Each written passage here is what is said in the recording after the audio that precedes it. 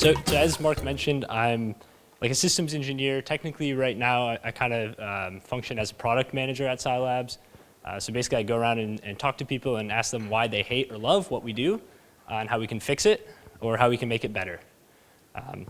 Show of hands, how many people have heard of Singularity in containers? All right, woo! You guys are awesome. When I first started giving these talks, it was like 10% of people would raise their hand when I asked that question. Now it's like 90, 95. So my job is pretty much already done because you guys have already heard of us.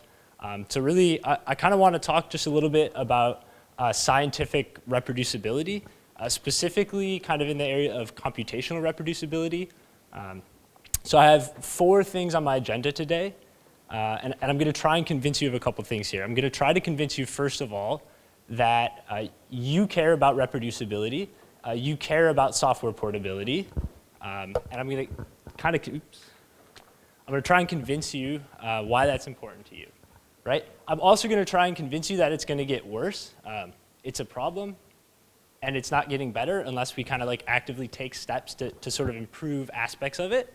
The third thing I'm going to do is I'm going to tell you about some of the building blocks that Scilabs, sort of the commercial entity that the developers of Singularity formed together, have built that can kind of aid in delivering reproducible research and portable code, kind of as a service, I guess. And then I'm going to talk a little bit about improving reproducibility, code portability in practice.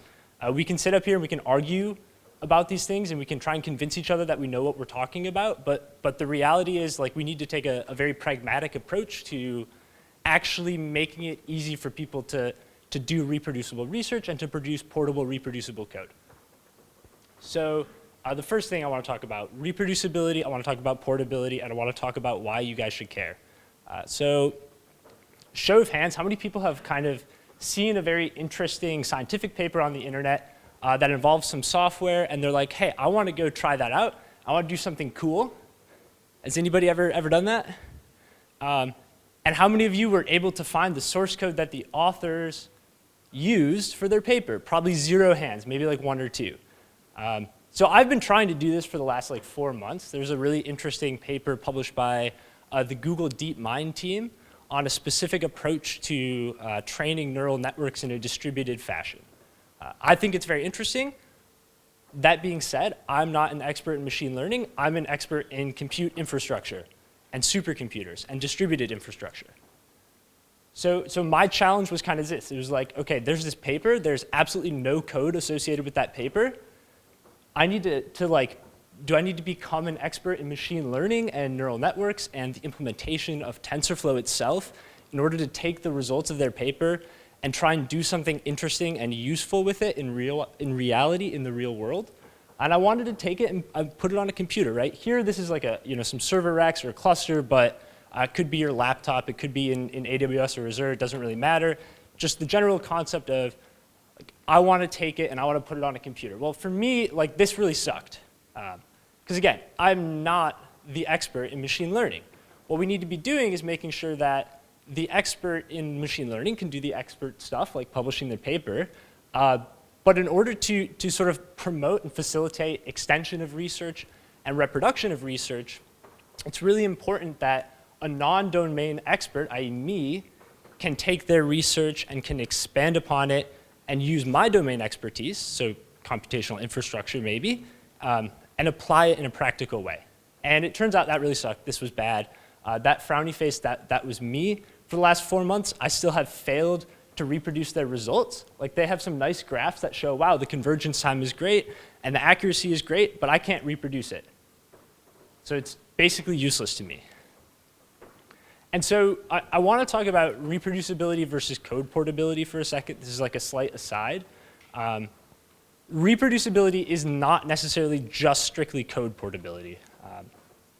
And there's like a couple aspects of reproducibility. There's like how you're generating and gathering your data. There's how are you building your graphs. There's a whole bunch of things, but more and more what we see, right, and we've been talking about this convergence of HPC and AI at this conference, we're seeing more and more computationally sort of focused and based research that the software really is the research in some ways. You know, you develop software that does analysis on a data set, and that's how you go from sort of vague set of data to insights and results. And so here's what we really want to do when we're talking about code portability. So in this example, this is what I've been trying to do, right, is there's like this little box here, and there's a paper in it. And I put the paper in the box because the paper is really the code that they described and told me and asked me to trust that they wrote. Again, I don't know that, and so maybe it was in TensorFlow, right? And what I want to do is I want to take it, whatever that little box is, and I want to be able to grab it from them, and I want to be able to run it. And I want to do it on my system, and I don't want to have to spend like hours and headache trying to figure out how to actually program the stuff that these very influential experts in AI wrote a paper about. And I want to make sure that when I run it on my system, I can, maybe not exactly, but close. I can get close enough to reproducing what they got that I can be pretty confident that they're not lying, that they're telling the truth. And then by extension, I can kind of go and I can build my little distributed training system or whatever I want to do, and I don't need expertise in what they're doing in order to do that. And so yeah, so I'm the Singularity guy, right? So the astute people in the audience might be seeing, hey, wait a minute, I've seen this talk before. I recognize this slide here. And it's no coincidence that I put those little things in little boxes. And we're going to get into some of these kind of actual containerization components in a second here. Okay, so number two, I want to convince you that problem that I face, it's going to get worse. And it's not just going to get worse for me. It's probably going to get worse for you as a system administrator, or you as a researcher, as a scientist, as a programmer, or just really as anybody that's trying to do research or extend research. So the question that I ask myself is, I'm like, are we getting better as a whole, or are we getting worse as a whole? I would say we're probably going to be getting worse. So software complexity is increasing a lot. Like there's more and more levels of abstraction and libraries and frameworks and different ways and methods to do any kind of computation, right? We're building up layer and layer of abstraction on top of each other, and this is great because what it means is we're solving harder problems. We're making it easier for people to do computation and to do programming and to do research, and we're bringing machine learning, AI, et cetera, to domain experts. The sort of flip side of that is that it's getting harder and harder to reproduce what people are doing. Maybe you've experienced this just in general with software where you're trying to run someone else's source code. Sometimes it's hard, so it'd be easier to run the static binary, right? And in the same way, what we want to do with containers is we want to take your entire software environment and we want to, like, quote unquote, compile it down into a static binary container file that you can distribute and can run in any system, in any environment. And so one key thing here, right? Reproducibility is getting harder. And so I drew this diagram on the left. I could have spent a lot of time trying to make this big diagram of abstractions of all these software libraries and dependencies and problems that we're facing. But the reality is I would have spent a lot of time making that diagram and less time solving real problems. So I made a really oversimplified but very complicated still pyramid diagram on the left. So you might ask the question, what can we do about this? Is there something that we can actually do in practice that will improve, maybe only in a small way, maybe in a big way, that will improve the ability to kind of go and both take other people's research that they've published and reproduce the results and extend the results, or even just have portable code so that I can collaborate with someone at a different HPC center in an easier way? And before I tell you how we can do that in practice, I'm going to give you a couple building blocks that we've built at our company that will sort of aid in solving this problem, hopefully. So the first thing, Singularity. Obviously, I'm the Singularity container guy. So Everybody, just about everybody in this room has heard of Singularity. For those who haven't, I'm going to do like a quick 60-second overview of HPC containerization. So this is Singularity. It's a container runtime built specifically for HPC workloads, AI workloads, compute workloads, anything like that. It has a unique security model that makes it very easy to convince a system administrator to install it on their system because you're not giving root, you're not giving access to things that people shouldn't have. The other thing is that it's reproducible at heart, so we compile things down into kind of a single file. It's literally a binary on your system called Singularity image format, and it's cryptographically verifiable, so you can make sure that you're not getting different data than I'm sending you. So you can add like a PGP signature, and I'll show that in a second. And another thing to note, to back up my claim that it's pretty easy to get your admin to install this, we've seen like over the last 3 years, huge levels of adoption in all sorts of fields like high energy physics, bioinformatics, oil and gas, climate science, financial analysis, risk analysis, EDA, MDA. There's like tons of people using Singularity. One thing also to mention is Singularity is kind of built from the ground up. It's architected and designed really to be simple and easy to use. And I'm going to talk about why you should care about simplicity and ease of use in a few seconds. So another like kind of unique thing to point out is you can do PGP signatures. So in this example here, there's like container.cif, so it's an actual file on your disk, identical to any other file on your disk. It's just data. You can just do Singularity sign.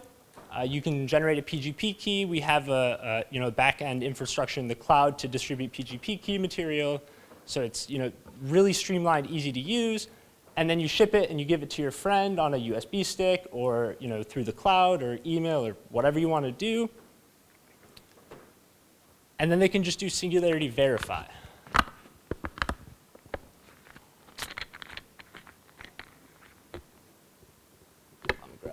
Quick.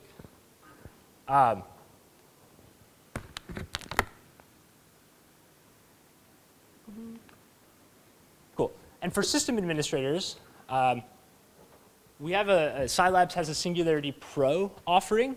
So it's just a binary package. It's supported. We provide long-term support. We provide security backports.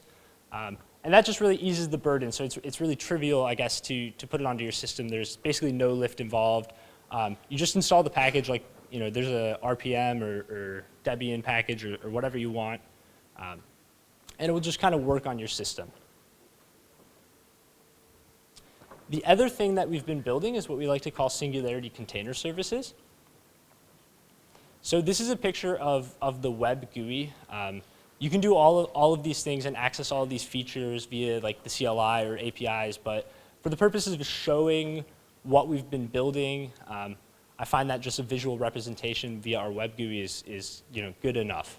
So the three components that the SCS has is, first of all, it's a library. So in a similar way that Docker Hub exists to distribute container images, the library exists as a Singularity native way to distribute container images from point to point, person to person, between organizations, et cetera. The next thing that we have is called the remote builder or the build service. And what that provides is the ability to actually build your container in sort of a cloud native way, if you will. And so all you really have to do is you pass in a recipe file into the builder, and it's going to go in magical cloud land, or maybe it's on some resource on your on-prem system, and it's going to build your container. And one really cool thing about that is if you have some really weird architecture or topology of your system on your site, we can plug custom hardware or custom system architectures, custom components, whatever it is, into that build service. So you can build on hardware, physical hardware that is identical or very close to identical to an actual production scenario. And the third I already mentioned is sort of this, what we call the key store. And that facilitates distribution of PGP public key material. So when you're signing your containers and you're sharing them, you don't also have to share your public key. They can just access it. It'll actually just appear whenever you're trying to verify a container. And we'll handle that automatically for you. So as far as like a container lifecycle management tool is concerned, one thing that we can do, right, we offer the build service that's offering sort of the ability to build containers in this cloud native way, if you will, on different architectures, different hardwares, as I mentioned. There's also the ability to plug container security vulnerability scanners in. So like Claire and Aqua are two companies that we've worked with previously. And you can go ahead and just like, cool, thanks. You can hook into your like CI and CD process to make sure there's no security vulnerabilities or no like high risk known vulnerabilities at least. You can also integrate right into CI and CD pipelines for the container building process. So if you want to use GitHub Actions or Circle CI, Jenkins or whatever, you can just kind of plug this right in, and you can make building and testing and signing containers part of your CI and CD pipelines. And the other thing that's kind of useful, especially in this context for on-premise environments, is that you can integrate it directly with your auth services, so there's no extra accounts that you have to make. So we do integrations with like LDAP right now, but it's extensible to any kind of authentication service you can dream up, so it's kind of not really a big deal. Another really interesting thing is that it provides policy management for your cluster or for your compute resources in general. So one thing you can do is you can enforce container signature policies. So I brought up an example about building a CI and CD pipeline and sort of hooking in cryptographic signatures into that process. One thing that you can do is you can build stages in your pipeline that are required to occur in order for a user to run the container on your system. So one example of that might be maybe you require to have certain people's containers shipped off to your security team for auditing because it's going to touch sensitive material or whatever. And another thing that we're kind of investigating, we haven't implemented yet, but it's possible and it's kind of coming down the pipes, is attaching actual certificates to your container so that you can assign a certificate and then also potentially revoke it for whatever reason. That's something that the US Department of Defense is really interested in. Okay, and so that brings me to my fourth and final topic, which is how do we, like, all these things I said are great, but if your users aren't using it, then it doesn't really matter in the end because the paper is still not going to have the code. And I'm still going to be upset. I'm still going to be a sad programmer.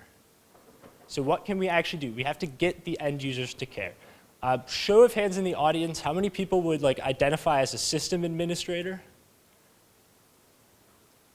How many people would identify as an end user of an HPC? Okay, cool. So the message to the system administrators here, getting people to care, the way I see it, you have two options. You can like force your users to care. You can just block, you have the keys, right? You can block anybody from running that's not doing exactly what you say. And that's great because everyone's going to do exactly what you say, but you'll probably find that nobody will use the system anymore because they don't want to do what you say because they don't like being told what to do. That's me also. I don't like being told what to do either. And it's probably not going to go over very well with your users, that they're going to see you as the Grinch. The other option is you can kind of trick people into accidentally caring. If the services that promote doing things in a portable, reproducible way are just easy to use, and they just work, and they make people's lives easier, they're not going to care about like the reproducibility aspect. They're going to use the tools just because the tools are better than not using the tools. It's just going to be part of their workflow, and they're going to enjoy it. They don't even need to know that they care. They don't even need to know best practices. They're just going to like it. That's like the one thing that I want everybody to take away from this talk. So I've built like a why you should care about what I'm saying matrix and about what some of these tools that we've built. And so I'm speaking to both the system admin and the user audience here. So there's the sysadmin column in the middle and the user audience on the right. So for hooking into your CI and CD pipelines, why do you, the system administrator, care? Well, it's going to be way fewer problems to kind of debug on your system for your users.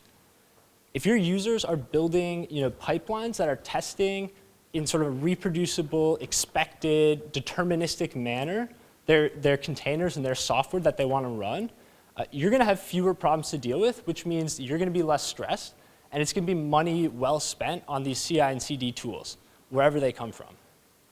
As a user, or like a scientist, if you will, it's going to give you a reproducible and easy to use process for going from, I have an idea, I want to test my idea, I want to validate my idea, and I want to publish research. And what that will translate to for a scientist is going to be lower time to publish, and it's going to make it easier and more enjoyable to use the HPC system. So for the library, right, this distribution mechanism, for an admin, code archiving, data archiving, auditability of who is building and shipping and running what containers and software.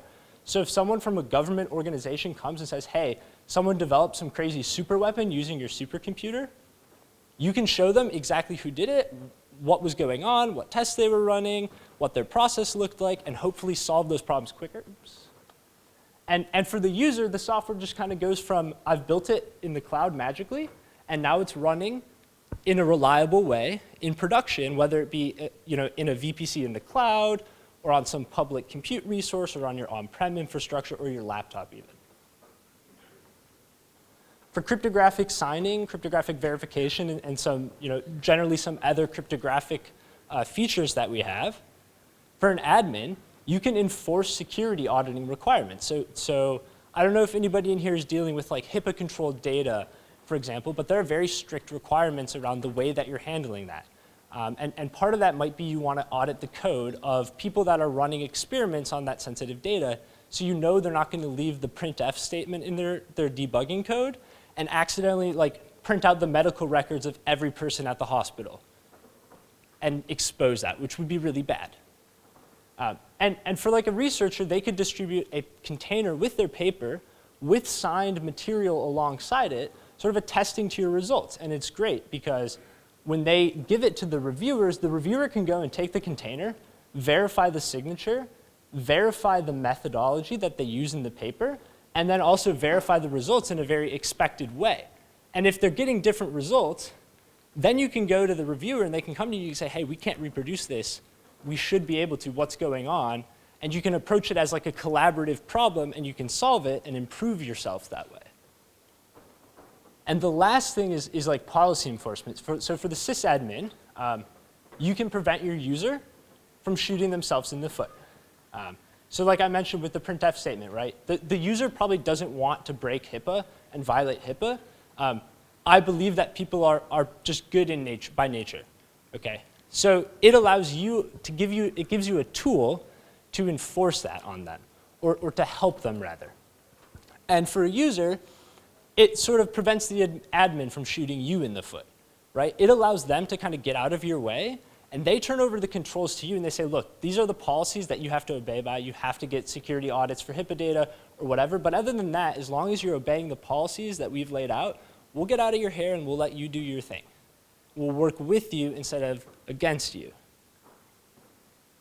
And then one other thing before I'm going to, this is my last slide just to mention, is that all of these services, these are in production today between cloud environments, VPC environments, on-prem deployments, and also now we're seeing like the rise of edge computing. These are also deployed across edge environments as well. And so I used to have like a slide with, it was like 10 different sites on here. Now we have like 5 different slides, all with different organizations. So I just picked one and threw it up here. This is not fully representative, but there's just like a ton of people using Singularity. So thank you to everybody. I see someone in the audience with a Singularity sticker. You rock. You're awesome. Yeah, that's pretty much it. Thank you very much. If you want to chat about anything that I've talked about, I'll be here during lunch. I'm also, I guess, open for questions now. We probably have a couple minutes. Thanks, Mike.